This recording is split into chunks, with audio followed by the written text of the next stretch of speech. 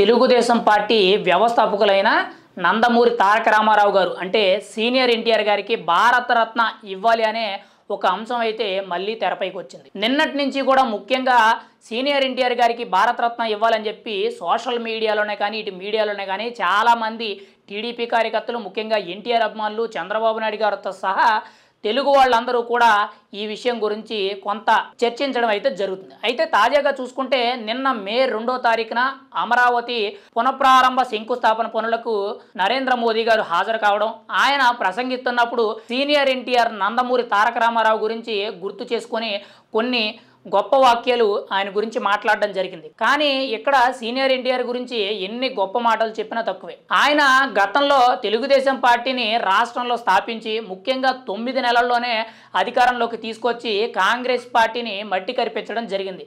దానికి ముందు ఆయన సినిమా ఇండస్ట్రీలో ఉంటూ ముఖ్యంగా ఒక ప్రముఖ హీరో కింద ఉండి ముఖ్యంగా తెలుగు వాళ్ళందరినీ కూడా అలరించడం జరిగింది. అదే సమయంలో ఒకవైపు సినిమాలు చేస్తూనే ఇంకోవైపు సేవా కార్యక్రమాలు కూడా చేయడం జరిగింది.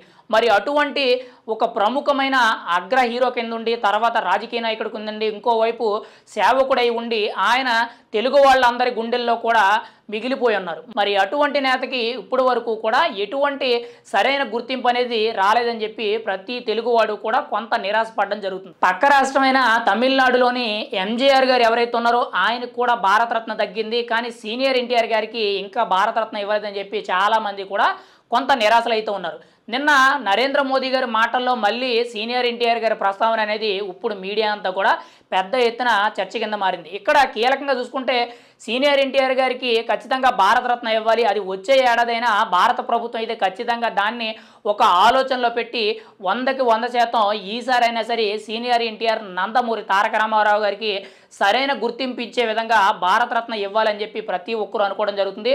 అందులో ముఖ్యంగా ఇప్పుడు ఎన్డీఏ కూటమిలో భాగంగా చంద్రబాబు నాయుడు గారు అంటే టీడీపీ పార్టీ కానీ ఇటువైపు జనసేన కానీ ఇటువైపు బీజేపీ 3 కూడా కలిసే ఉన్నాయి కాబట్టి ముఖ్యంగా చంద్రబాబు నాయుడు గారు సీఎం హోదాలో ఉండి ఇటు బీజేపీ తరఫున రాష్ట్ర అధ్యక్షురాలుగా ఉన్న పురంధేశ్వరి గారు కానీ వీళ్ళిద్దరూ ఖచ్చితంగా ఒక మెట్టు ఎదరకు వెళ్ళి అడిగినట్లయితే ఖచ్చితంగా అంటే రాష్ట్ర ప్రభుత్వాన్ని కన్సిడర్ చేసే విధంగా వీళ్ళ ఒక ప్రస్తావన తీసుకొచ్చినట్లయితే రాబోయే ఏడాది అయినా సరే ఖచ్చితంగా సీనియర్ ఎన్టీఆర్ నందమూరి తారక రామారావు గారికి భారతరత్న వచ్చే అవకాశం అయితే ఉంది.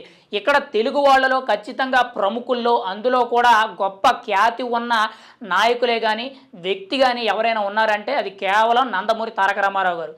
మరి అటువంటి వ్యక్తి చనిపోయి చాలా రోజులైంది కానీ ఇప్పటి వరకు కూడా ఆయనకి ఎటువంటి గుర్తింపు అనేది లేదు. ఈసారైనా కానీ తెలుగు వాళ్ళ ఆత్మగౌరవం పెంచే విధంగా తెలుగు వాళ్ళందరూ కూడా గుర్తుంచుకునే విధంగా తెలుగువాడైన మన గొప్ప నటుడు ముఖ్యంగా రాజకీయ సేవకుడైన నందమూరి తారక రామారావు గారికి భారతరత్న ఇవ్వాలని చెప్పి ఎంతోమంది ఎదురు చూడడం అయితే జరుగుతుంది. మరి ఈసారి అయినా సరే ప్రధానమంత్రి నరేంద్ర మోదీ గారు ఈ విషయాన్ని క్షుణ్ణంగా ఆలోచించి భారతరత్న ఇస్తారా లేదని చూడాలి. ఇప్పటికే చాలామందికి కూడా భారతరత్న ఇవ్వడం జరిగింది. మరి ఈ ఏడాది రిపబ్లిక్ డేకి భారతరత్నాలు మన తెలుగు రాష్ట్రాల నుంచి ఎవరికి వస్తాయి, అందులో ముఖ్యంగా సీనియర్ ఎన్టీఆర్ నందమూరి తారక రామారావు గారికి ఇస్తారా లేదని మనం అయితే చూడాలి.